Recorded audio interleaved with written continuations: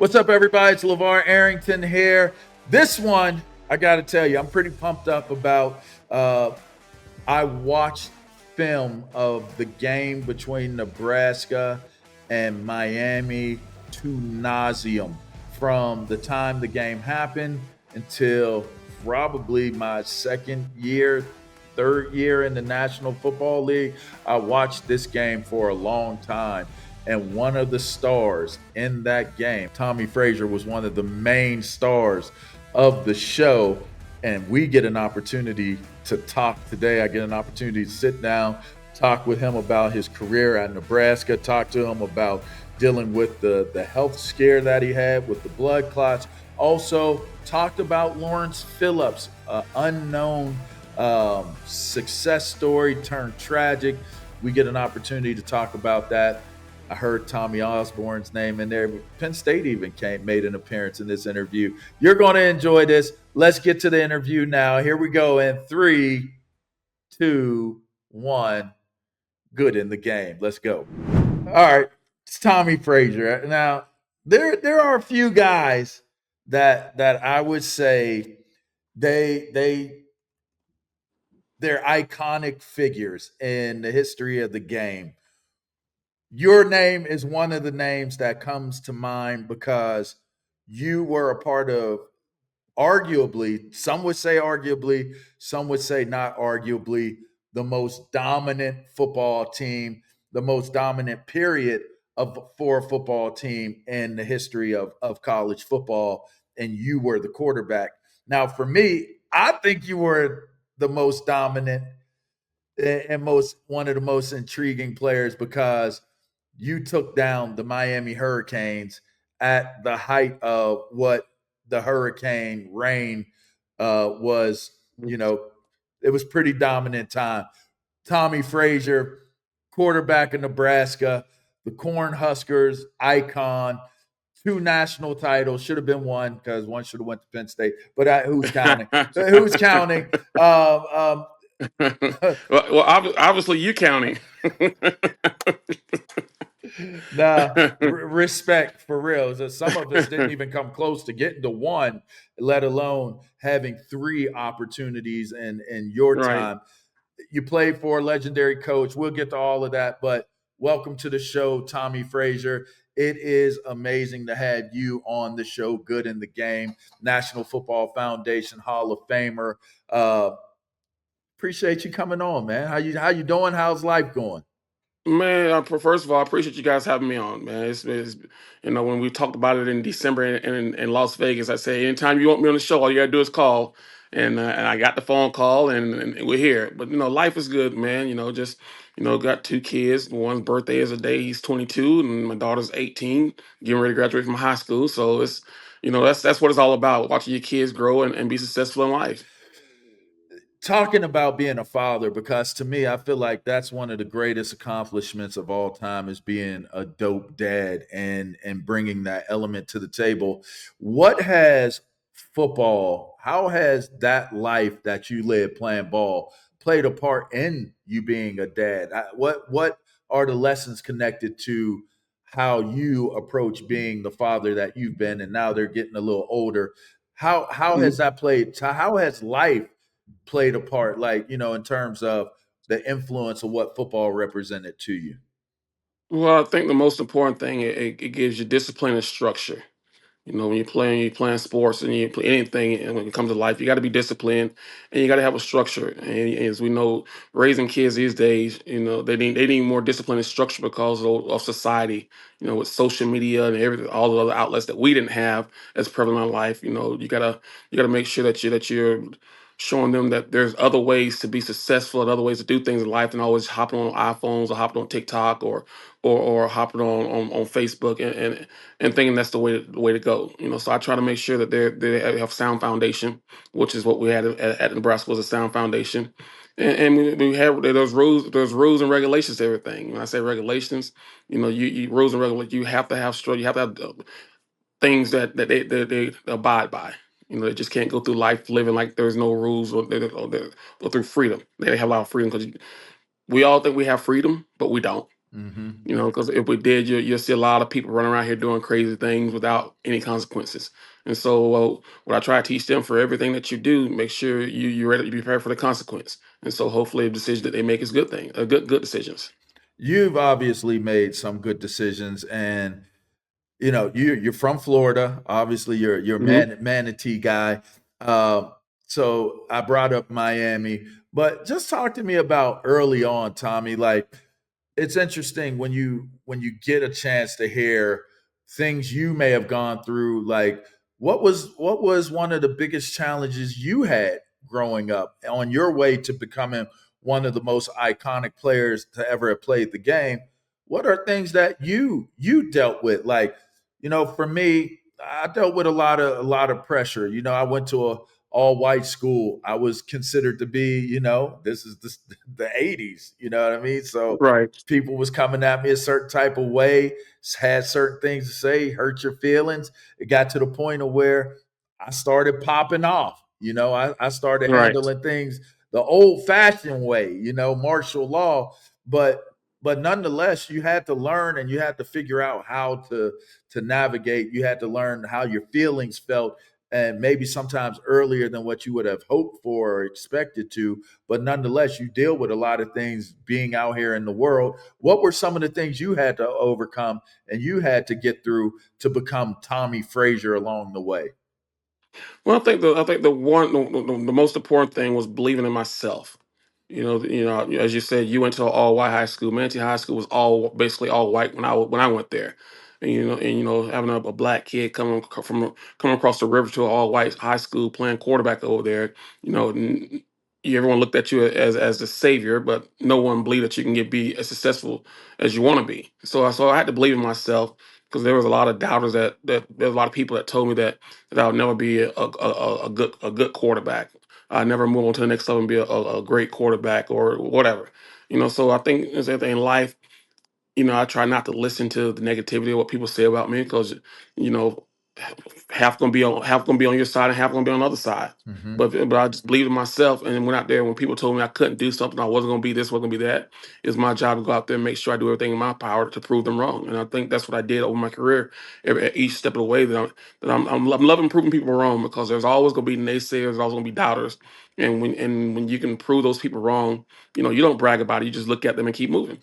Now, what's interesting about saying that is to pinpoint the time when you were the quarterback for Nebraska and having to go into one of the biggest games of your career against the Miami Hurricanes. You're actually looked at differently. It's like Nebraska was like blue blood, like Penn State, Right. right? Traditional, no names on the back, which I think y'all did have names on the back of Yep, y'all's. we had names Yeah, on our yeah. back. But y'all were very, very traditional in the way that you guys, your uniforms, the way y'all played, the way y'all looked. It was very antithesis of Miami, and it was presented that way. And going into Right. that game, and I always say that's the boogeyman. That was a team full of boogeymen that year. But that Nebraska team was pretty phenomenal. One of my classmates for the Hall of Fame, for the NFF Hall of Fame, Uyghur, Zach Uyghur's one of Yep. one of my That class way. members. So Uyghur was on that line. Brandon Style was on that line of scrimmage. You had some dogs on that team. Right. And on defense, you guys had some dogs. And so going into that game, it was built up, you know, Tommie Frazier, the backfield, Lawrence Phillips, who was, whoo, and we're going to get into Lawrence Phillips, by the way. We're going to touch on Lawrence Phillips. I Uh, hope we do. I hope we we're do. going to That's touch, my guy. we're going to touch on Lawrence Phillips. But you go up against a defense, and it was led by this guy by the name of, I think his name was Ray Lewis, I believe his name was. Yeah, I believe that was his name, Ray That was Lewis, Ray Lewis. I believe that was the middle linebacker on that team. There was a and guy. There was a Warren guy Sapp. on the defensive line. His name, yeah, I think his name was Warren Sapp. They had some football players on that team. Rohan Marley was out there on that team as Right. well. Tommy, what are you thinking going into a game like that? Knowing you're from Florida, you're playing for Nebraska. It's one of the biggest games of your life, and you know you had a timely run. You had some big plays in that Mhm. game that you made. What was that like being in a game like that, and how does that compare to other things you experience in your life? Does anything even compare to moments like that? I always tell people the one thing that when guys go away from college, when you have schools in the state that you grew up in overlooked you as a type of player that you thought that you knew you can be, the one thing y'all won't do is go back and beat them. And by me being from Florida and had the ability to go back not once, not twice, but three times and play in the Orange Bowl and play two of the three schools in the Orange Bowl, but eventually playing all three when playing Florida in the Fiesta Bowl, it's special, because I knew a lot of those guys that I played against because we were just growing up in the Pop Warner League and the high school rankings. You played against those guys, and so it, you know it wasn't an intimidation factor for myself. Because you have a lot of guys when you hear of Florida State, you hear of Florida, you hear of Miami back in the days, they were intimidated because of the way those guys carried themselves, the way they walked around with a kind of swagger. People call it Hmm. cockiness, but I call it swagger and confidence. Hmm. And so that for me it wasn't tough at all or difficult. It was just more so how can my teammates not be intimidated by them. Do you think And you one guys thing, were? no, I don't think we ever was intimidated by them. Okay, all right. Because here's the reason why, because we knew that no one will ever give us a chance. It goes back to we believe in ourselves because, as you said, it was pinned up. Oh, the South Beach guys versus the Midwest corn fed guys. But what people didn't realize was that we didn't do much talking. We practiced hard, we played hard, we were a smash mouth team. That we knew that we were going to be in better shape than anybody we played against. And as you know, if you keep the game close, the team that's in the best shape in the fourth quarter usually wins that game. And if you look at that Miami game, you saw Y'all wore them exactly down. that Y'all we wore them wore them down, down. and, and Yeah. and we were fresher in the fourth quarter than they were. They started off fast and swag. We had that swagger, but we knew it was a fourth quarter game. We just kept it close, and we're going to give ourselves a chance to win at the end, and we did. It's amazing to be able to hear these stories. I got to tell you, just personally speaking, because I had the opportunity to spend time with you in Vegas, like you said, and us being able to sit there. I don't think sometimes guys understand the magnitude of their gravity, and that was like a highlight of my life, having the opportunity to hang out with Tommie Frazier. It's crazy. It's still kind of a mind blower, and having the opportunity to experience that moment. How do you prepare for that, Tommy? Like personally, like walk me through the week, like you're leading up to playing in those, because you got, like you said, you got to play in this three, you did it three times. Right. Walk me through that. Does it change from year to year? Is it a consistency in your approach? Like what was school? What was class like? What was your eating habits like? Like what did you do that prepared you for a moment so big? You believe it or not, people gonna think that you got to change everything you've done because it is the national championship game. But if you take the national championship part out and all the media friends all out of it, it's just a football game. It's just a normal game. So to make it to that game, you shouldn't have to change anything that you've done, your preparation or the way you ate or the way you worked out, or the way you got your rest, because you've already done it. There's a reason why you're in that game. So we try to keep everything as consistent as possible. And I try to keep everything as consistent as possible because I didn't want to make this feel like this was some bigger than what the game, bigger than any other game that we played in, because you got to win the game. And so when you're in film study, you still studying the film the same way that you did with the previous 12 games. You're still trying to find weaknesses in each team's offense and each team's defense, but you're still trying to say, hey, what can I do? How can I prepare myself to make sure that being a quarterback, one, putting the team in the best opportunity to be successful every play, and two, not doing too much to cause the team the game. Mm. So for me, I really didn't change any preparation for the game for the national championship game because it's and it's all said and done. It's still just a football game. you learn how to deal with adversity in the football game, in the football culture. You went through some serious adversity, like, I mean, like life threatening Right. adversity. And you had to deal with, scaring all of us, and having us all concerned about the health scare that you had when you dealt with the blood clots. Walk me through what was that experience like, bro? Like, because to me, that had to be like a humbling moment, a scary moment, but like maybe like there's an empowering moment, there's maybe a blue line in it, like, silver lining. How did dealing with, adversity for you, how did you handle that moment in time where you have that large amount of adversity that you have to tackle, and it's not on the football field? Well, I tell everyone this story all the time to where, when something like that happens to you, let me go back. You think you're untouchable when you're playing great, everything's going your way, everything that you ever touched basically turned to gold, and all of a sudden there's an obstacle that comes in front of you that gets you, and there's nothing you really can do about it at that moment. And so you go through a sense of loneliness, you go through a sense of depression, you go through a sense of why me. You start questioning everything that you've ever done to what did I do wrong in life so for this to happen.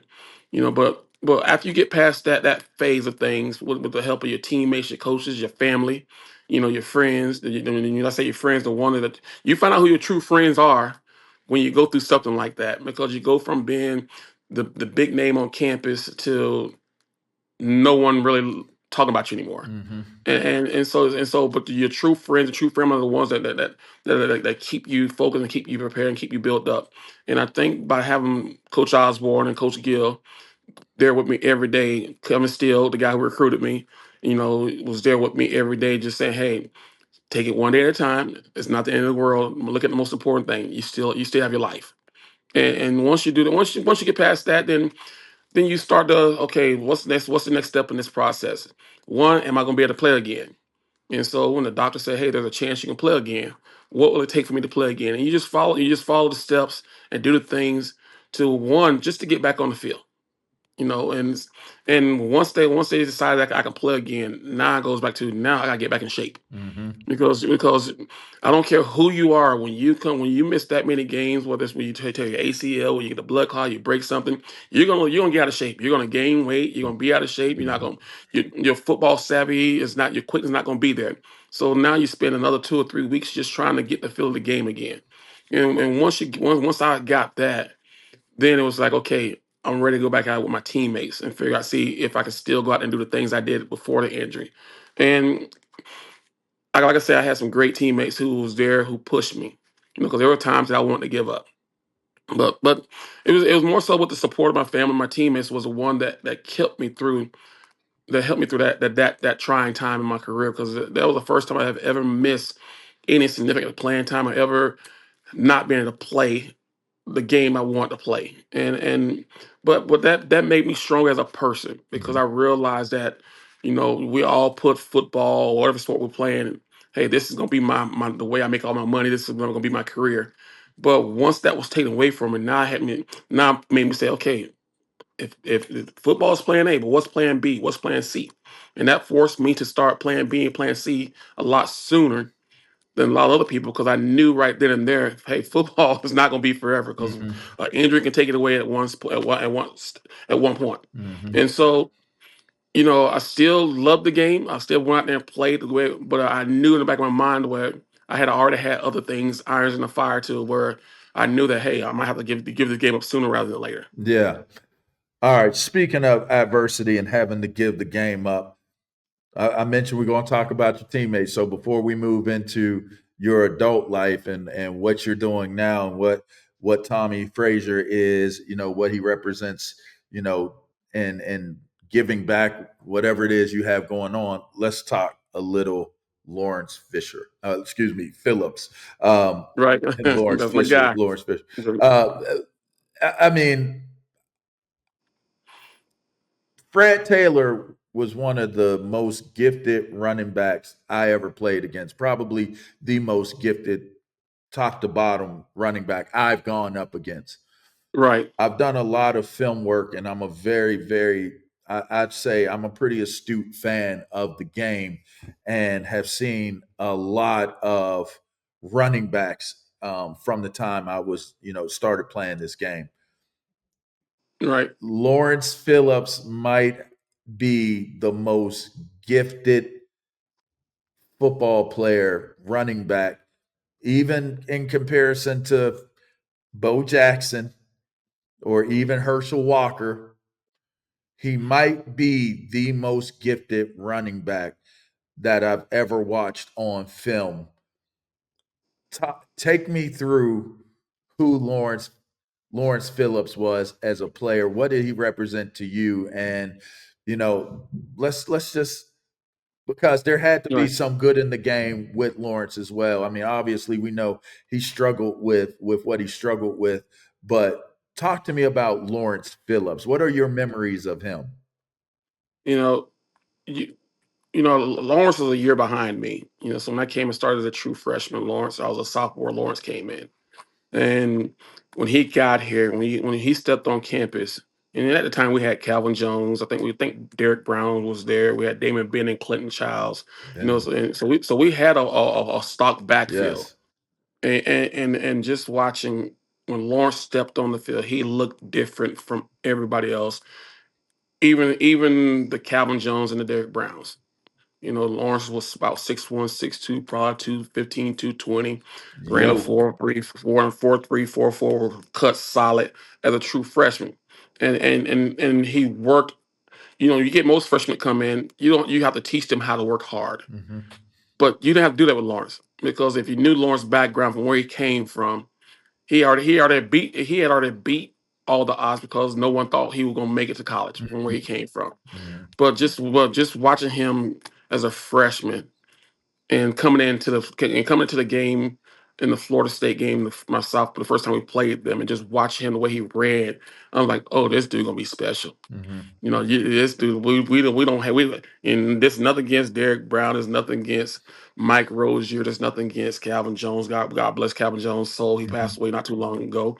But when you watch Lawrence Phillips over his career, I don't think there's any other back that I played with or played against that was better than him, Mm. because he was one of those guys to where he was a 3 or 4 down back. When I say that, he never had to come off the field. Why? Because he can run through you, run over you, run around you. He can pass pro. He can block. I mean, he can run routes. He can do it all. And you don't see a lot of backs that can do it all like that, and be successful at it. So I had the pleasure of just sitting back, handing the ball off to him, and just watching him do things. And as a quarterback, and I know people always talk about John Carter with Penn State, that how he ran the ball. I guarantee you, when Collins was just love just hand the ball, watch him run. But I can just tell you, I'll put my money up with Lawrence Phillips or with Carter, and I guarantee you, you're gonna see everyone's like, wow, which one would I take? Yeah. Because that's how special both those guys were. Lawrence, he just took the game to another level, and you saw it when he wasn't playing.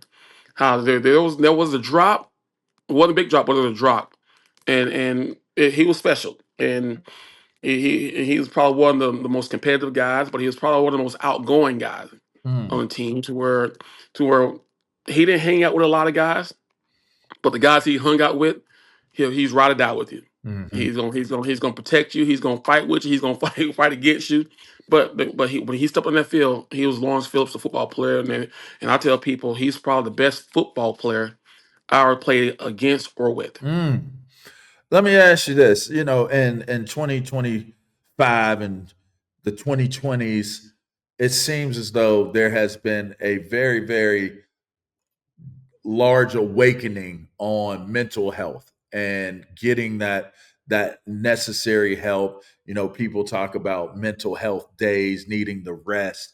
Um, do you feel like with Lawrence that if there was a more pronounced approach to mental health, that some of the things could have possibly been avoided that he went through? Like, what's your take on that? Like, because I wasn't close enough to it. I'm sure a lot of us would say, knowing the story of how great all of you guys were and the collection Right. of amazing players, it's like, how does he get from being the greatest ball player to fighting the demons that he was fighting, to obviously leading up to a tragic, untimely leaving, passing away? How do you process that as somebody who was as close to him as you were? Well, I tell people all the time that we all have a mental problem that's built in our system. I don't care who you are, that it's there. And the question is, what do you do to try to keep it from rearing its head out and coming out? And I can just tell you right now, look, Lawrence, there's a lot of from the things I heard, there's a lot of childhood trauma that he never really dealt with. And when you don't deal with stuff that goes way back to your childhood days, things that you, like I said, where he came from, it eventually catches up with you. But I can just tell you one thing with Lawrence, he had the support at University of Nebraska. I'm pretty sure he had the support in the NFL. But once you step out that field, you become a person. You're a human. You're not a football player anymore. You're a human being. Mhm. And so you have to. And I struggle with this myself, to where who do I surround myself? What type of people I surround myself with? You know, am I afraid to ask for help when I know I need help? And when it comes to the mental health side of things in sports, this is not a sports thing. This is a life thing. This is a life illness. And when you look at politics, and I'm not very big in politics, but it starts there because of the funding that they're putting towards mental health has decreased over the years. But it's a problem. Mhm. And I just think that with Lawrence, once he got away from Nebraska, once he got away from Dick Vermeil, I think he didn't have the right people in his corner that was there to keep him focused. And when that happens, tragic things happen. The tragic things happen, and like I tell people this all the time. Lawrence was one of the most giving, one of the most gentle giants, one of the most polite souls that you could ever be around. But every now and then those demons will come out, and sometimes he didn't know how to handle it. Mm. That's And I'm the deep. same way, and I'm the same way too. That those demons will pop out. It's like, okay, oh wait a minute, hold on, I gotta be careful what the decision I make here. Yeah. I mean, it's a part of our DNA. I mean, we're warriors. I mean, that's just what it is. I mean, in a lot of Hmm. ways that we have warrior mentalities, and you're right. You got to be able to unload. You got to be able to be able to talk through things and be able to decompress. Because if you don't ever have that ability to decompress, man, the same things that make you great on that football field will be the same thing that be your undoing off of the field. I always say, Right, you know what I mean? You gotta be able to release. You gotta be able to release. So I appreciate that content and that context, because so many people have so many, when you're a legendary player and then it's a collection of legendary players and something goes wrong, you always ask, like, what's the real story? There's the story that's written, there's story that people report, and then there's the real story, and there's some real things. And it sounded like, Lawrence Phillips had to kind of, deal with some childhood traumas, which a lot of us do. A lot of right, us have right, to deal with a lot of those things. But he was able to be great in the game, and that's what this show is all about, is what's good in right, the game. right.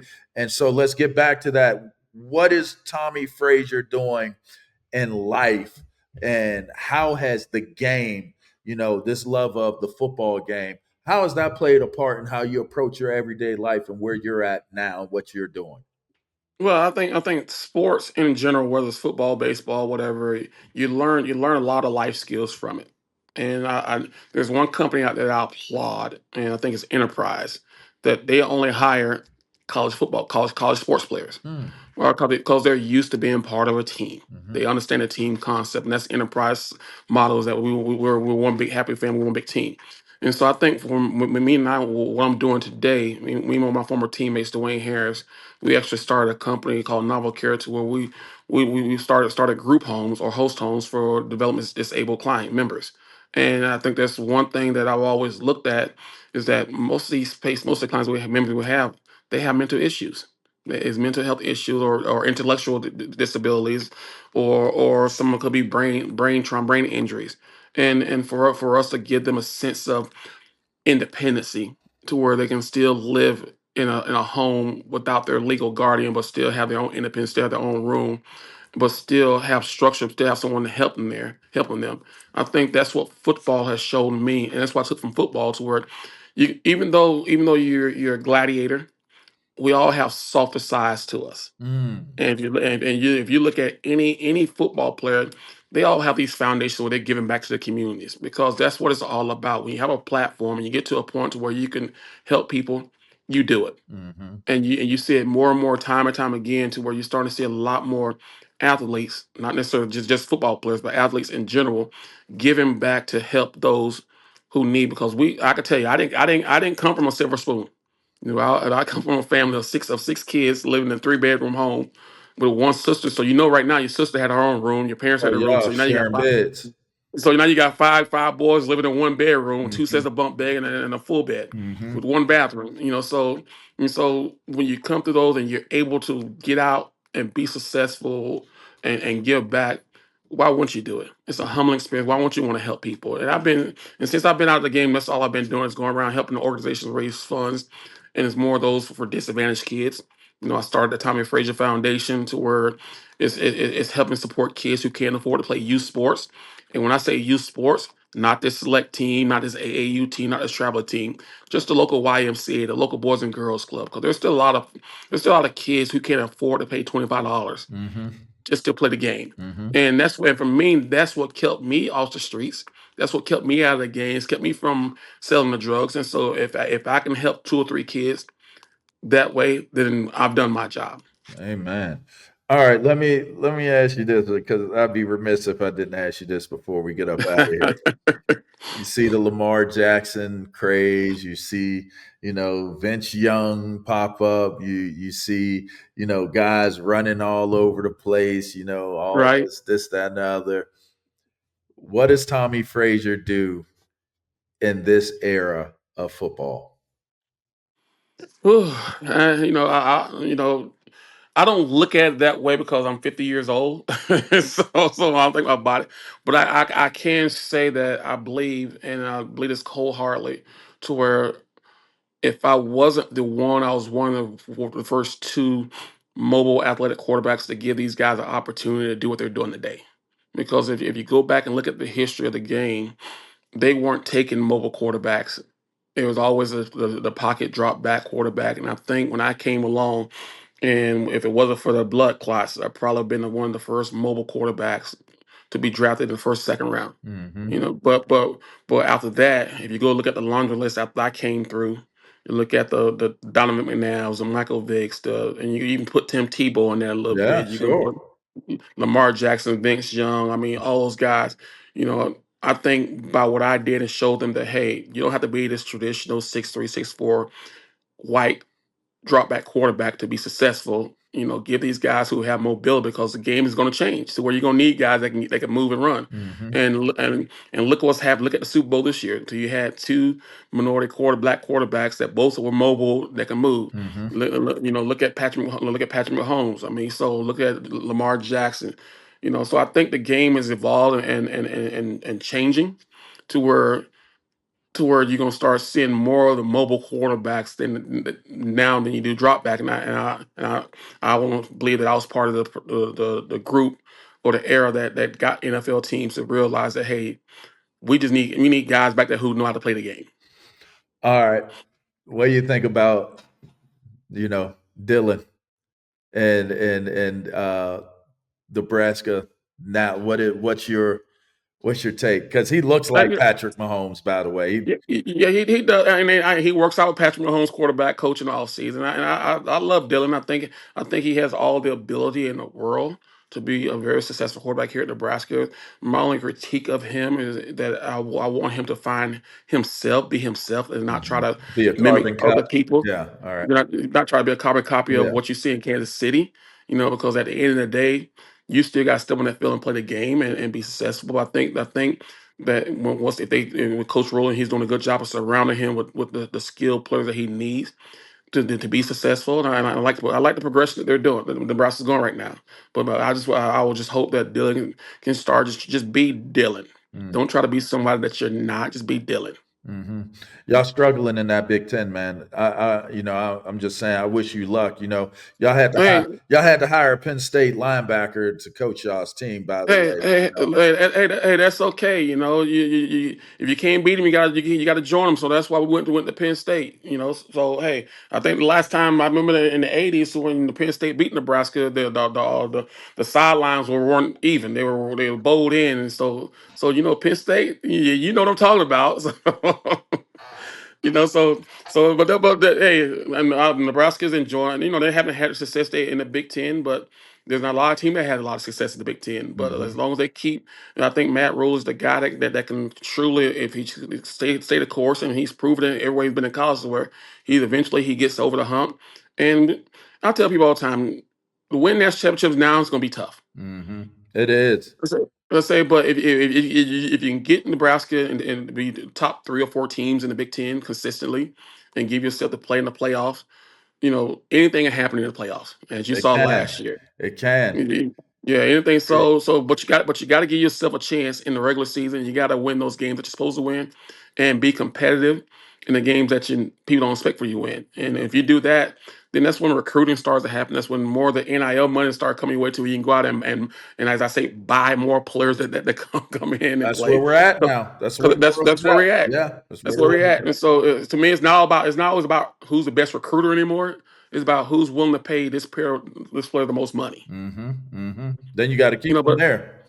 you got to keep it there. You But I keep 'em think there. Nebraska plays at Penn State this year. So You I'm coming? thinking You about. coming out? I'm thinking about making that trip. Come I'm on, thinking about hang with making your that trip boy. out. Come on, hang with Yeah. your boy, man. If you're gonna, well, I know you're gonna be there because you always there. Hey, So if you're there, I'm I there. didn't get you the formal invite. Plus, we're gonna keep up anyway. So, but come on, hang with your boy in Happy You, Valley, you, man. you count me there. You count me there. You tell Coach Franklin that I'm coming too. So All right, we're gonna do that. It's Tommie Frazier. Man, it's been more than a pleasure to get the opportunity to finally do this interview with you. I know, like you said, we did talk about doing it when we were at the football foundation, uh, the new inductees dinner and banquet. So that was a hell of a time and oh yeah.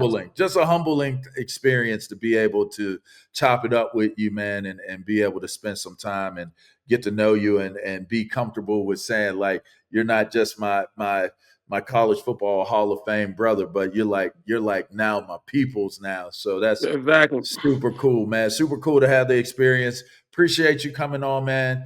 Uh yeah, keep doing great things, man. Keep doing it. If you ever need anything, just hit me up. I'm always a phone call away, my guy. Yeah, and I'm gonna be out in Sacramento in in June playing the golf outing for to help do impact for sex trafficking. So Okay. so I'll be out there and once again, like I said, I'm always giving back. I'm going to California to help people raise funds for that cause. So Yeah, that's perfect. what it's all about, It man. is. You have a platform, people, you go out and help other people too. Indeed. And that's what we're doing with Good in the Game.